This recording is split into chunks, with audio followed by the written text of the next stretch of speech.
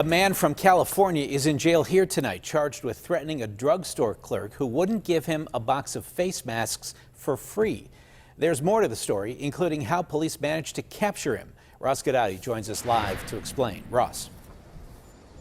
Hey, Ken, Adam Cruz is the individual's name. Now, apparently he told police that he threatened nobody when he went to go visit that store in the area here, but he also said the only reason he's around this place is because, according to him, he wanted to tie up some loose ends and get ready for an overseas trip. Investigators say that Adam Cruz has been on the run from North Huntington police for some time. The charge was originally for fleeing and eluding police, and that was back in 2006. His alleged run from the law would end, however, in Mercer County, when the 59-year-old was picked up. They had an individual stopped inside a vehicle sleeping and found out that he had a warrant that was out there for 14 years out of our department.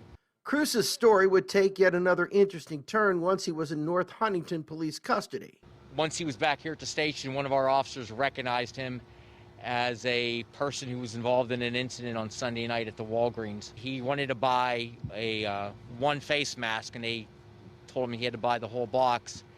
He became irate that they wouldn't discount it for him, and as he was leaving the store, he stated that he would come back with a gun, shoot the employee, anyone else inside the store, and any responding law enforcement officers. Investigators showed Cruz this photo from store surveillance video. He initially said, "It's not me," but would later admit to being in the Walgreens. However, he denied making any comments about shooting anybody. Cruz told investigators he was in California since 2006. His reason for coming back, he told him he has future travel plans and wanted to tie up some loose ends in Westmoreland County. He decided to come back to take care of some business, take care of any warrants he had.